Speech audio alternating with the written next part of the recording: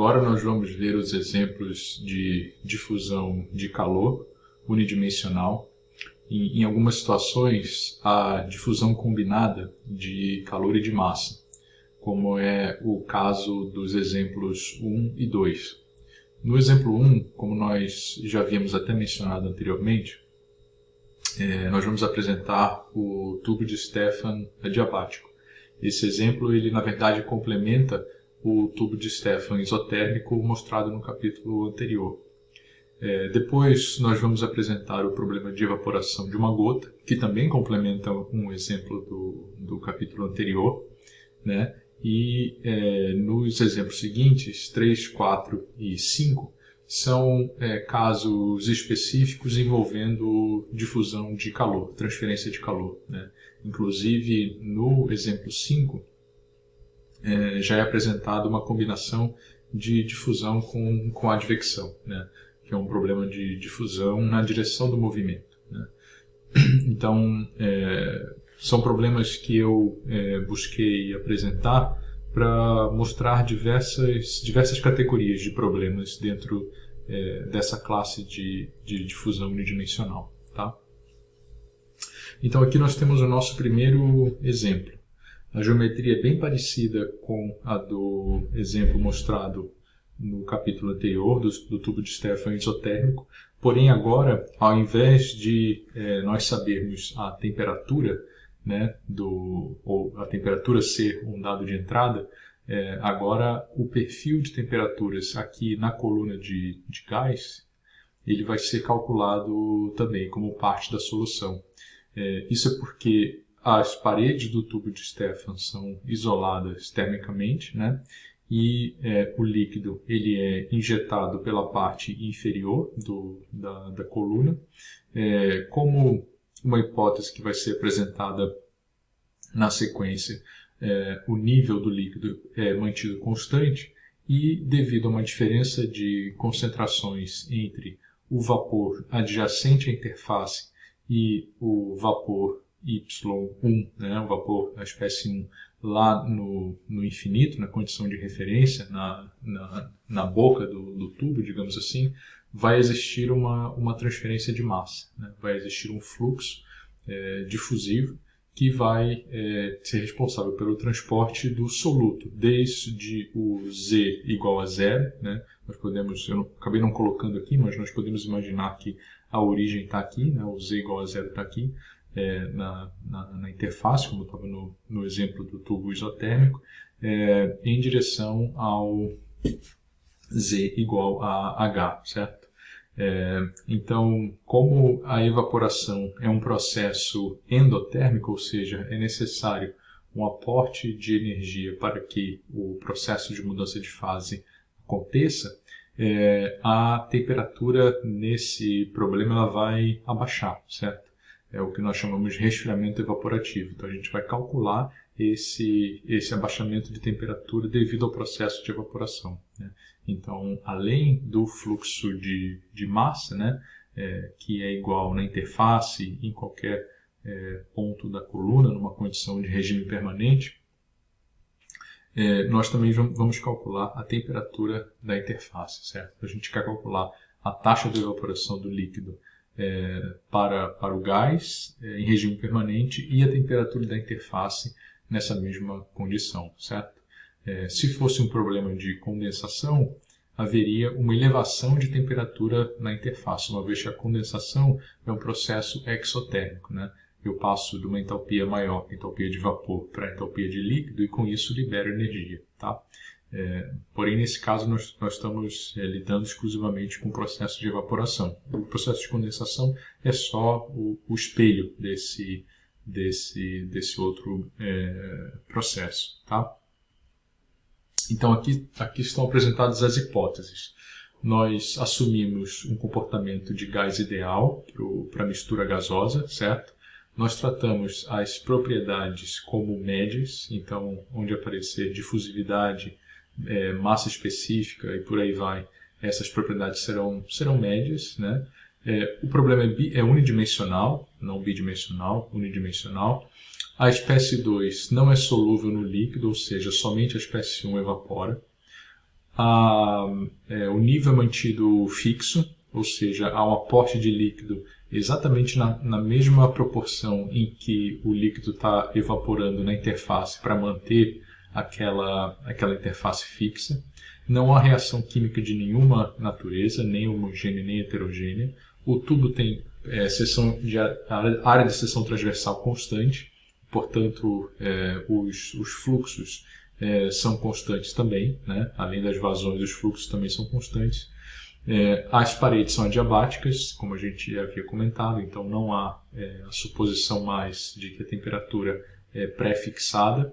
E para que não haja gradientes de temperatura no líquido, né? Para que não haja nenhum aquecimento sensível, resfriamento sensível aqui do líquido, o líquido ele é introduzido aqui no fundo da coluna também na temperatura TI, certo? Então, eu desejo calcular quem é a vazão ou o fluxo de massa MI justamente para poder repor e a temperatura também justamente para poder repor naquele mesmo valor, certo? Então, não há gradientes de temperatura no líquido, tá?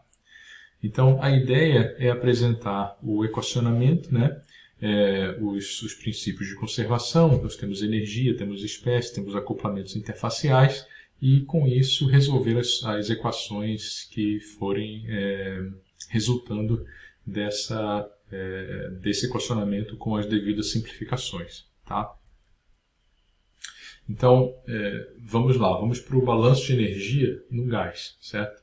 E para isso nós partimos da equação que nós dissemos anteriormente, que seria a equação geral, né, o ponto de partida, que é a equação 8 lá da seção 3.3. Né? Então, essa aqui é a equação para uma mistura binária, certo? Para o transporte de uma mistura binária com os seus devidos termos. Né? Então, a hipótese de regime permanente me permite cortar esse termo transiente, certo?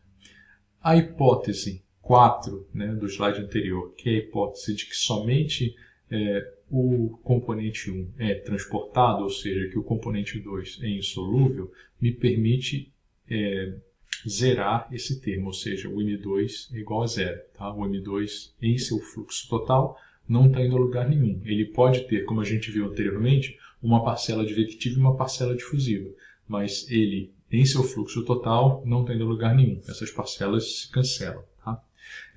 Não há geração de calor de nenhuma natureza por unidade de volume no gás e não há reação química por hipótese, que é a hipótese 6. Tá? Então, o que nos sobra é, primeiramente, esse termo, né, o CP1, fluxo total 1, grade de T, é igual ao div do K vezes do gradiente de T, div do fluxo de Fourier, certo?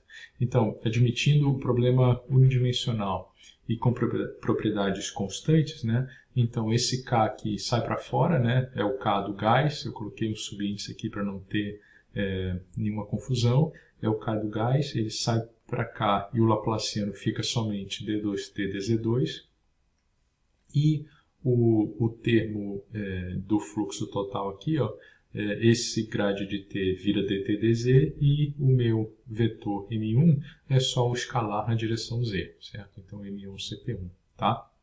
Tá certo? Então guardamos essa equação aqui, a nossa equação 1, e vamos ver o balanço de energia na interface, né? O acoplamento interfacial, que é a equação 11 da seção 3.4. Né? Então nós deduzimos agorinha essa equação, nós temos aqui o termo de calor latente, né? O M ponto vezes uma diferença de entalpia. Na verdade, essa entalpia na equação geral é entalpia parcial, mas como nós tratamos de uma mistura de gases ideais, essa é a entalpia do componente, certo? Naquele estado de pressão parcial e temperatura, uma vez que isso aqui é uma mistura de gases ideais, certo? Então, isso aqui vai ser uma entalpia de vaporização, né, do componente 1. E nós temos aqui as parcelas devidas ao calor sensível em ambos os lados da interface. Né? Um Kg dt dz, né, pelo lado do gás, e um Kl dtl dz pelo lado do líquido, né? Aqui eu coloquei Z igual a zero porque a interface está colocada ali na... O Z igual a zero está colocado ali na interface, tá? Mas notem que pela hipótese 9, nós dissemos que o líquido ele é introduzido na temperatura T1, que é a temperatura de equilíbrio, né, que o sistema vai atingir, certo? Que o líquido vai atingir, melhor dizendo, né? Então, não há, isso é uma forma de dizer que não há gradientes de temperatura no líquido, tá? Então, não havendo gradiente de temperatura no líquido, esse termo cai fora, tá?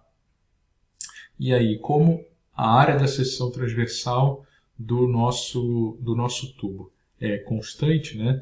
O fluxo em qualquer ponto da coluna é o mesmo. Então, o fluxo do 1, né? Então, ele é o mesmo, seja na própria interface, como em qualquer posição Z, ou seja, ele é uma constante, tá?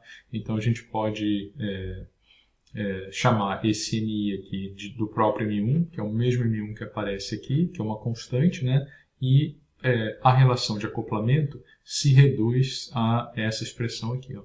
O dt no gás dz na interface é igual a essa constante, tá? É um HLG, MI, né, Kg, tá? Notem que nós não conhecemos o M1, né? Falei MI, mas na verdade é MI também, mas é o M1, e não conhecemos a temperatura da interface, tá? E aí guardamos essa equação aqui também, tá? Então agora o que nós vamos fazer é resolver o perfil de temperaturas, tá? Então, essa equação 2, né, que é o acoplamento interfacial, ela vai ser usada como uma condição de contorno, certo? A outra condição de contorno é uma condição de contorno lá na boca do tubo, tá? Então, olhem o que foi feito aqui, né? Nós estamos resolvendo, né, ou reescrevendo aquela equação 1 numa forma diferente aqui, tá? O θ não está escrito aqui, mas é t menos t infinito, tá? É uma nova variável, fiz uma mudança de variáveis. É t menos t infinito, tá? O beta é aquele termo que multiplica o termo de... Na verdade, o beta é a composição desses dois termos aqui, né? Desse M2' CP1 com o Kg, tá? Então, eu estou deixando a derivada segunda limpa, né? Então, ele vai ser M.CP1 sobre Kg, certo? Esse é o beta, né? Tá? A mesma coisa aqui, ó. Na condição de contorno da interface, eu tenho... essa daqui, né? Eu tenho dt dz em z igual a zero, eu simplesmente chamei esse termo aqui de gama, tá? Então ele é um gama, ó, é uma entalpia de vaporização, um HLG, vezes o fluxo do 1 sobre o Kg, tá? E aí o dθ é a mesma coisa que o dt, certo? E aqui lá na boca, tá? do tubo, eu tenho θ em z igual a h igual a zero, tá? Porque o t é igual ao t infinito. Tá certo? Então, esse problema aqui, ó, as equações 3, 4a e 4b são o meu problema de valor de contorno, né? Um Boundary Value Problem, tá? Que tem essas condições de contorno, né? Com esses coeficientes aqui, tá? Então, eu vou parar esse clipe aqui e aí no próximo clipe a gente fala da solução. Nós apresentamos a solução dessa equação aqui, tá? Que é o que está mostrado aqui embaixo, mas nós discutimos a solução, tá certo?